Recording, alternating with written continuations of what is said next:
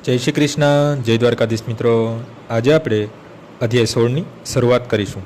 અધ્યાય 16નો પ્રથમ, દ્વિતીય અને તૃતીય એમ 3 શ્લોક સમજીશું.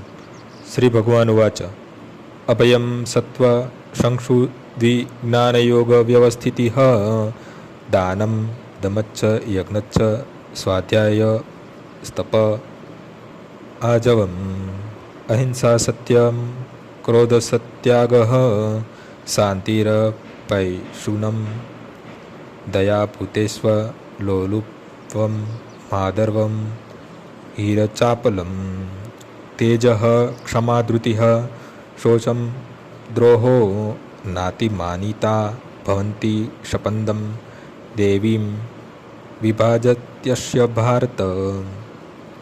પૂર્ણ પુરુષોત્તમ પરમેશ્વર બોલ્યા, એ ભરતપુત્ર, નિર્ભયતા, આત્મશુદ્ધિ, આધ્યાત્મિક જ્ઞાનનું સંવર્ધન, દાન, આત્મસંયમ, યજ્ઞપરાયણતા, વેદાધ્યન, તપશ્ચર્યા, સાદાઈ, અહિંસા, સત્યતા, ક્રોધવિહીનતા, ત્યાગ, શાંતિ, છિન્દ્રાન્વેષણમાં અરુચિ, જીવ માત્ર પર દયા, નિર્લોભીપણું, સૌમ્યતા, લજ્જા, નિશ્ચય, તેજ, ક્ષમા, ધૈર્ય, પવિત્રતા, ઈર્ષાથી મુક્તિ તથા મનની ઈચ્છાથી મુક્તિ, આ સર્વ દિવ્ય ગુણો છે કે જે ભૌતિક પ્રકૃતિવાળા દેવતુલ્ય પુરુષોમાં જોવા મળે છે.